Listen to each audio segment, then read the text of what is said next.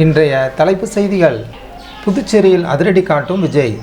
புது பார்முலாவில் பிரச்சார திட்டம். தமிழக வெற்றி கழகத்தின் அரசியல் பயணம் அடுத்த கட்டத்தை எட்டியுள்ளது. புதுச்சேரி தேர்தல் களம் தற்போது சூடுபிடிக்க தொடங்கியுள்ளது.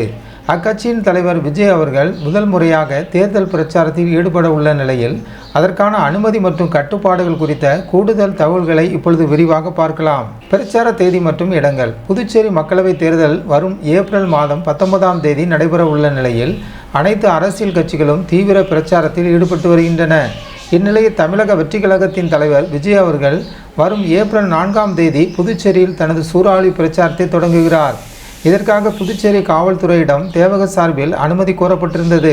தற்போது காவல்துறை 4 முக்கிய இடங்களை பிரச்சாரத்திற்காக தேர்வு செய்து அனுமதி வழங்கியுள்ளது. கொக்கு பார்க் மார்க்கெட்டிங் கமிட்டி மைதானம், வெங்கட சுபா ரெட்டியார் சிலை சதுக்கம், தவளக்குப்பம் 4 முனை சந்திப்பு, வில்லியனூர் கூடப்பாக்கம் சந்திப்பு. இந்த 4 இடங்களிலும் விஜய் அவர்கள் மக்களை சந்தித்து உரையாற்ற உள்ளார். நேர கட்டுப்பாடுகள் மற்றும் காவல்துறையின் நிபந்தனைகள். விஜய் அவர்களின் வருகையை முன்னிட்டு புதுச்சேரி காவல்துறை சில முக்கிய கட்டுப்பாடுகளை விதித்துள்ளது. குறிப்பாக பிரச்சாரத்திற்கு மொத்தம் 4 மணி நேரம் மட்டுமே அனுமதி அளிக்கப்பட்டுள்ளது. காலை 9 மணி முதல் மதியம் 12 மணி வரை ஒரு கட்டமாகவும் மீதமுள்ள நேரத்தை மாலை வேளையிலும் பயன்படுத்தி கொள்ள அறிவுறுத்தப்பட்டுள்ளது.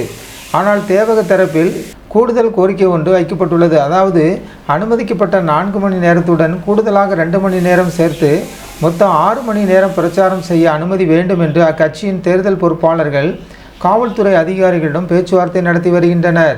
இது குறித்து காவல்துறை விரைவில் இறுதி முடிவை அறிவிக்கும் என எதிர்பார்க்கப்படுகிறது.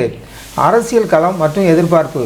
விஜய் அவர்களின் இந்த ரோட் ஷோ வாகன பிரச்சாரம் புதுச்சேரி அரசியலில் புதிய மாற்றத்தை ஏற்படுத்துமா என்ற கேள்வி எழுந்துள்ளது. ஏற்கனவே பல்வேறு தேசிய மற்றும் மாநில கட்சிகள் களத்தில் இருக்கும் நிலையில் தேவக தலைவரின் வருகை இளைஞர்கள் மற்றும் தொண்டர்கள் மத்தியில் பெரும் உற்சாகத்தை ஏற்படுத்தியுள்ளது. பாதுகாப்பு காரணங்களுக்காக பிரச்சார வழித்தடங்களில் கூடுதல் போலீஸ் பாதுகாப்பு போடப்பட்டுள்ளது.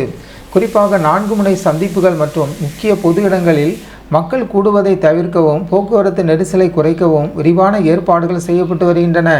விஜய் இந்த அரசியல் வருகை புதுச்சேரி வாக்காளர்கள் மத்தியில் எந்த மாதிரியான தாக்கத்தை ஏற்படுத்தும் என்பதை நாம் பொறுத்திருந்துதான் பார்க்க வேண்டும். தமிழக வெற்றி கழகத்தின் முதல் தேர்தல் களம் என்பதால் ஒட்டுமொத்த அரசியல் பார்வையும் தற்போது புதுச்சேரி மீது திரும்பியுள்ளது.